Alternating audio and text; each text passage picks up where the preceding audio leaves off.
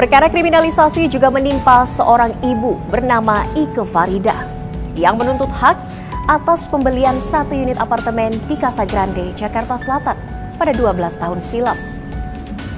Namun tidak kunjung mendapatkan haknya. Pada September 2024, Ike Farida justru ditangkap penyidik Polda Metro Jaya, bahkan hingga menggunakan kekerasan. Turun dari Pak Direktur, sesuai dengan kewajiban kami berhak melakukan upaya paksa. Dalam video amatir yang beredar di media sosial, seorang wanita bernama Ike Farida bersitegang dengan penyidik Polda Metro Jaya saat akan ditangkap paksa pada 4 September 2024 lalu. Nah, kami sampaikan kepada ibu mau ikut kami secara baik-baik atau kami lakukan upaya paksa. Kami kasih waktu 1 menit. Itu hak ibu. Silakan. Kok itu hak Intinya ibu? Kami sudah punya kewajiban untuk melakukan penahanan. Sudah tanda Pak Direktur. Anda punya kewajiban untuk melindungi masyarakat yang tidak bersalah. Status itu tersangka. Bang Awal nggak apa-apa, jaga jaraknya Mbak. Jangan. Kami yang menghantar. Ya. Saat penangkapan, Ike Farida diduga mengalami kekerasan hingga mengakibatkan luka lebam di bagian tangannya. Video penangkapan paksa Ike Farida ini pun viral di media sosial. Ibu nggak ada ngapa-ngapain ibu, udah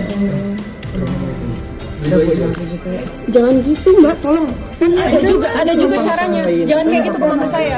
Ya udah kalau gitu jangan seperti itu. Ini tuh haknya mama saya. Tolong jangan seperti itu ke mama saya. Penangkapan dan penahanan Ike Farida diduga terkait persoalan sengketa unit apartemen di kawasan Jakarta Selatan yang telah dibelinya sejak 12 tahun lalu.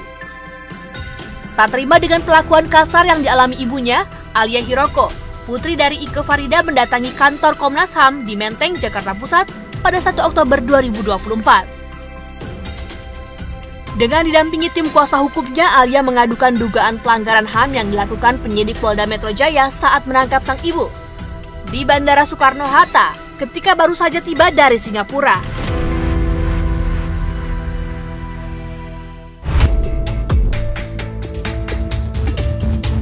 Kasus kriminalisasi juga dialami seorang dokter ilmu hukum, seorang ibu bernama Ike Farida, terkait dengan hak milik dari salah satu unit apartemen di kawasan Jakarta Selatan. Dan untuk mengetahui kronologi seperti apa kasus kriminalisasi yang sudah berjalan hingga belasan tahun, saat ini saya sudah bersama dengan putri dari Ike Farida, Alia Hiroko.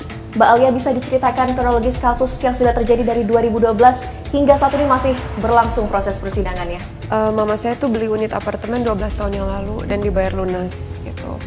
Hanya saja memang dari pihak pengembang atau dari pihak apartemen Casa Grande ini, mereka tidak mau memberikan unit apartemen tersebut dengan alasan mamaku menikah dengan WNA gitu.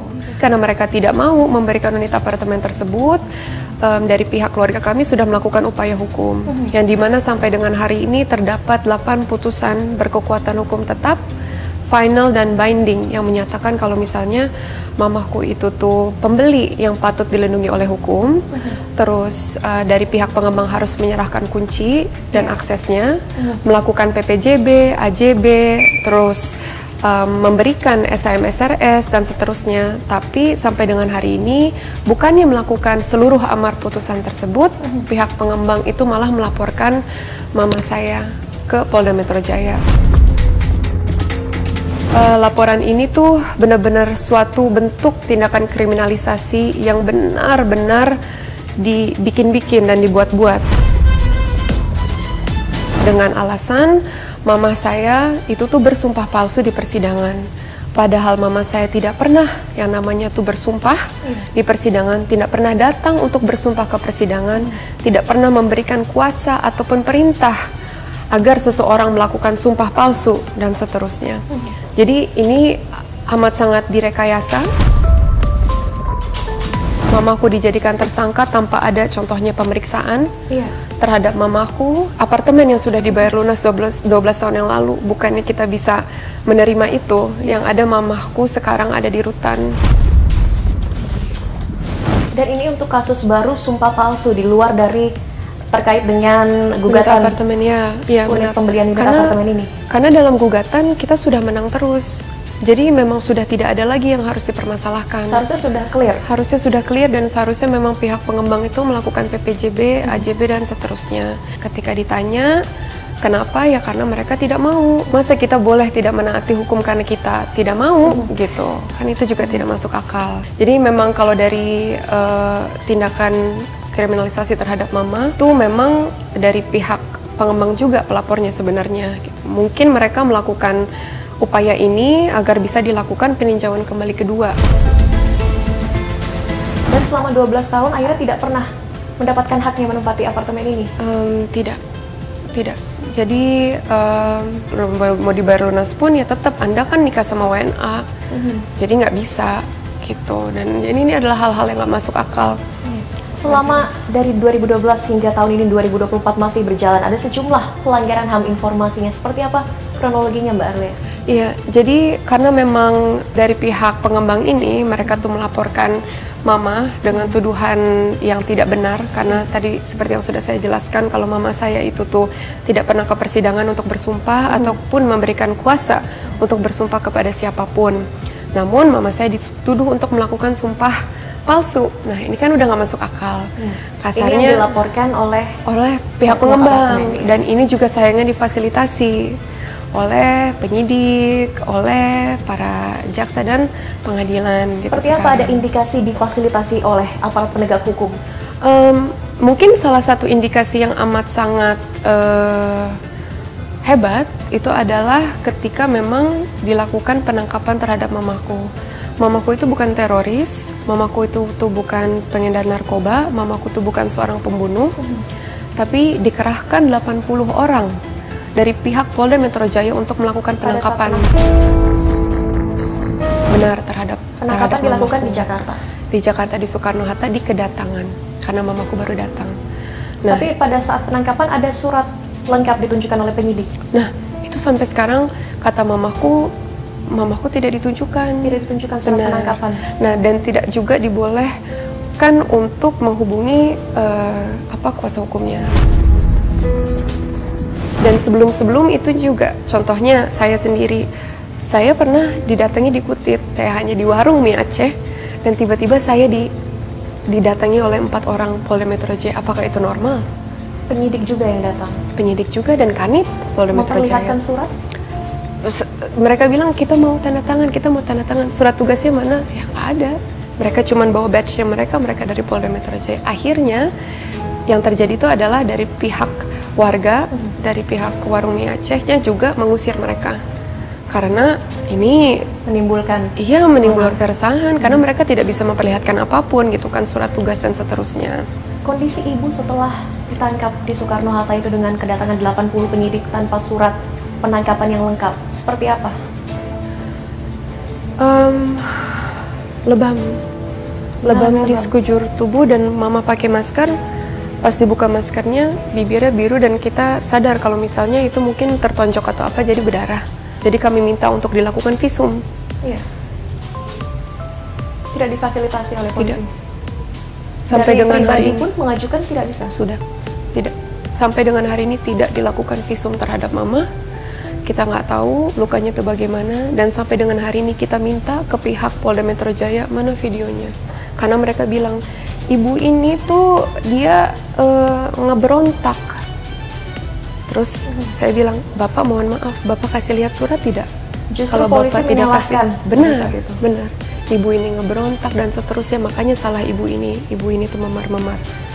Apakah itu normal? Polisi itu adalah aparat penegak hukum, harusnya menjaga kita semua sebagai warga negara Indonesia. Banyak CCTV juga, itu kan markas kepolisian. Benar. Tidak diperlihatkan juga. Sampai dengan hari ini kita minta videonya, mereka janji iya akan diberikan, tapi tidak diberikan sampai dengan hari ini. Dan bukannya divisum, mama saya malah ditahan. Pihak kepolisian tidak memperbolehkan visum. Ibu menceritakan kronologinya, kenapa mendapatkan lebam-lebam itu? Sempat cerita, tapi katanya mama nggak ingat banyak kak, gitu. Karena mama ditarik, karena mama diseret ke lantai. Terus habis itu jilbab mama juga kayak gini, kayak gitu. Mama mau telepon penasihat hukum, HP-nya sempat diambil. Jadi mama nggak ingat banyak, cuman kelihatan dari lukanya juga sih. Kalau misalnya memang pasti ada kekerasan. Karena mohon maaf, ketika polisi datang dengan mama saya lepas dari polisi aja kan nggak boleh.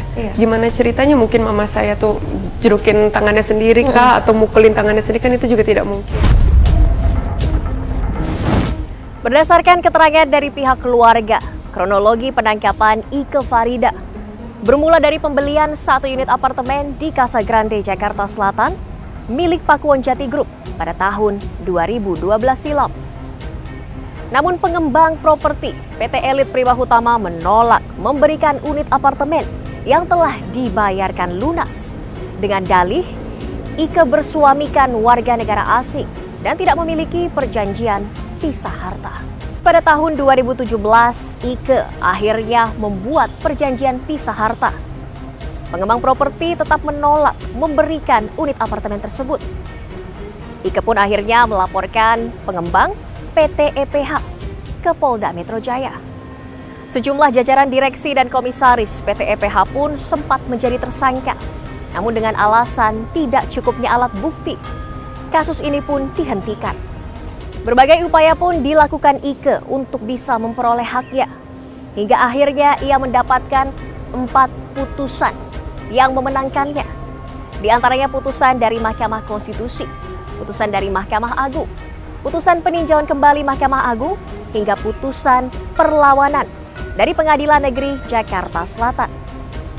Namun pada 4 September 2024 lalu, Ike ditangkap oleh penyidik Polda Metro Jaya di Bandara Soekarno-Hatta setibanya dari Singapura. Ike menjadi tersangka dalam kasus dugaan pemberian keterangan palsu. Dalam putusan peninjauan kembali di Mahkamah Agung tahun 2021, Ike dinyatakan sebagai pembeli sah atas unit apartemen yang disengketakan. 24 Oktober 2023, PN Jakarta Selatan melaksanakan eksekusi dan pengembang akhirnya menyerahkan kunci unit apartemen. Namun aliran listrik dan saluran air di unit apartemen dimatikan.